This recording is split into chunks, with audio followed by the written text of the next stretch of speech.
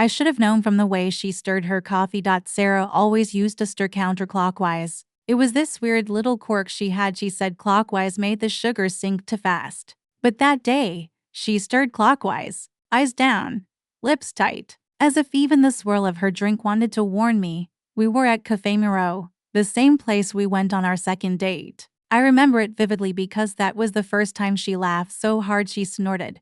And I remember thinking, this is it, this is my person. We used to sit at that corner table by the window, fingers tangled, feet brushing under the table like kids playing a secret game. But now, the space between us felt like miles. She didn't make eye contact when she said it. I'm not sure about us anymore. Just like that. No build-up, no trembling lip, just words, said with a kind of exhausted finality that made my stomach twist. I looked at her hands. They weren't fidgeting. That scared me more than anything. I didn't respond right away. I let her talk. She said things like, I've just been feeling off. And it's not you, it's me.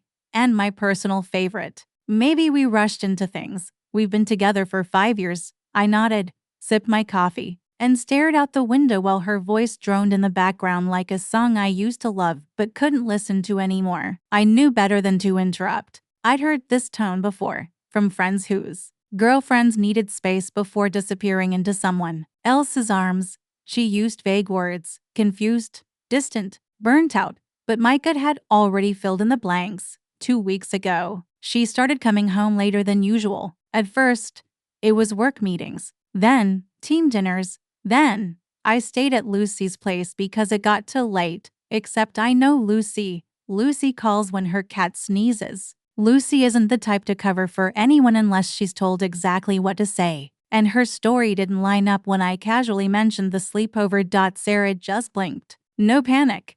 No guilt. Just a colo. Maybe it was another night. I didn't confront her then. Or now. I sat there in the cafe, listening, watching the way her mouth formed the words, but not really hearing them anymore. I was cataloging details, changes, distance. I wasn't desperate to hold on. I was preparing to let go. The strange thing is, I didn't feel angry. Not yet. It felt like watching someone pack a suitcase you didn't even know they owned. Like the end had already happened, and I was just waiting for her to admit it. When she finally asked, "What do you think?" I looked her dead in the eye and said, "I think you already made your decision." That shook her a little. Her face twitched barely, but I saw it. She wasn't expecting me to be calm. She was expecting me to beg, to plead, to ask what I did wrong, but I didn't because I knew what was coming. I didn't walk out of the cafe. I paid the bill, smiled like we were old friends, and thanked her for being honest. She looked so confused when I said that, like I had ripped away her last chance to feel like the victim. On the way home, I didn't cry. I didn't scream into the steering wheel. I just drove, windows down, silence in the car. And for the first time in weeks, no more pretending. It happened 2 weeks before that cafe conversation. But the memory won't leave me alone. Sarah was already asleep when I did it. Her breathing was deep, steady, almost innocent, like someone who had nothing to hide. I used to hate the idea of going through someone's phone. I believed that if you had to look, the trust was already broken. But that night, I wasn't looking for reassurance. I was looking for confirmation. Her phone was under her pillow. Another new habit. The passcode was still my birthday. That almost made me laugh. I slid it out gently, careful not to wake her. I wasn't even nervous. Just numb. It didn't take long. I didn't have to dig. John. The name didn't mean much at first. Just some guy from her office. She'd mentioned him once or twice. He's harmless, she had said once, offhand, as if preemptively dismissing the thought. Like she already knew it might come up. But now, his name was pinned in her messages, and would I reburned a hole in my chest. Miss your voice already. Can't stop thinking about earlier. That dress was unfair today. You knew what you were doing. I scrolled up, past the memes, the half-professional banter. The slow descent from work talk into flirting, from flirting into full-blown betrayal. The timestamps told their own story. This wasn't new. It had been happening while we were still planning trips together, while I was cooking her dinner, while we were making love. She'd been elsewhere. I didn't wake her. I didn't slam the phone down. I didn't throw it across the room like some dramatic movie scene. I just sat there, reading, while the woman I loved breathed peacefully beside me. It was surreal. How calm I was. At some point, I put the phone back under her pillow. I watched her face in the dark for a while. She looked so serene, so comfortable in the bed we picked out together, in the life we built. I barely slept that night. In the morning, she kissed me on the cheek like everything was fine, made her coffee, stirred it counterclockwise again, and I just nodded along. That day, I skipped work, called in sick, not because I couldn't handle the pain, but because I needed a plan. I booked an appointment with a lawyer. I printed out the messages. I made copies. I asked questions I never thought I'd have to ask. How to leave someone without making a scene. I wasn't going to give her the fight she was bracing for. I wasn't going to scream or cry or fall apart. She'd made her choice. Now I was making mine. In the days that followed, I started detaching, quietly, intentionally. I let her live in the illusion that I hadn't noticed anything, that her late nights were still believable, that her guarded phone and distant kisses weren't telling on her. And every time she smiled like nothing was wrong, I smiled back like I hadn't seen it all. It was strange how quickly I started seeing her differently. Her laughter sounded rehearsed. Her affection felt strategic. Every "I love you" was a puzzle piece that no longer fit.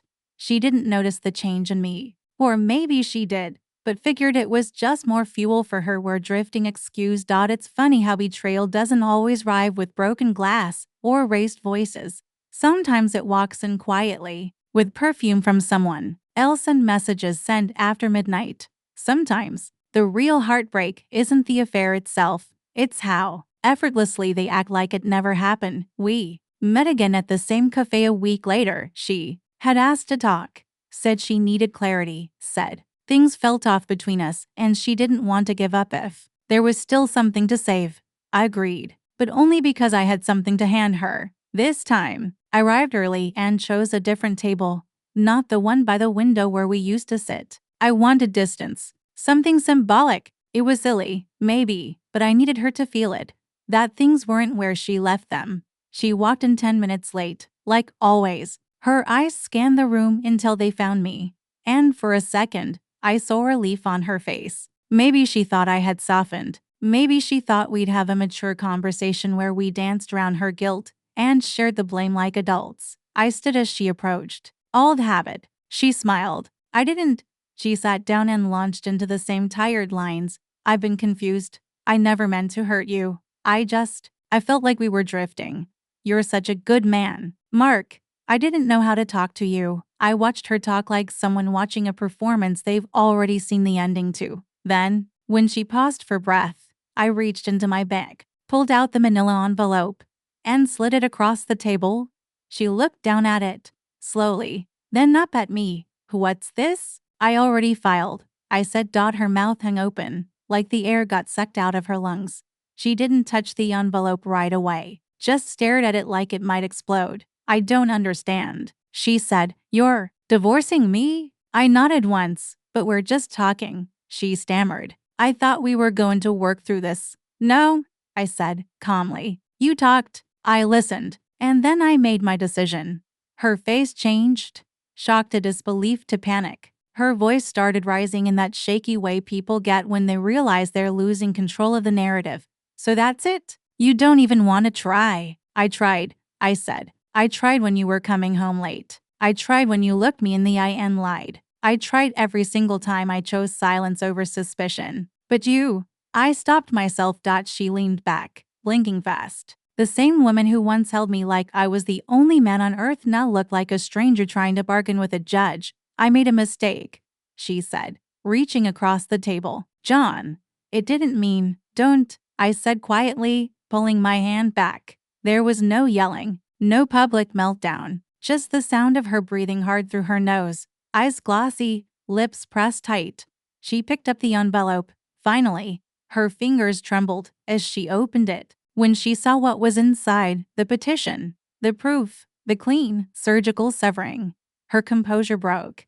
You're really doing this? She whispered. I already did. She looked down, then away, then back at me. I thought you'd fight for me. That line, I don't know why it hit me like it did. Maybe because it was so absurd, or maybe because deep down, part of me wanted to, but I just shook my head. You already made your choice, I said. You just hoped I wouldn't make mine. She didn't have a comeback for that. When she left, she didn't say goodbye. She didn't even look back.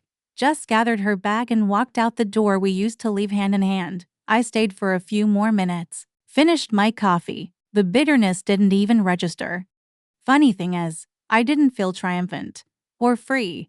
Just still, not empty, not broken. Just still, like a quiet room after a storm.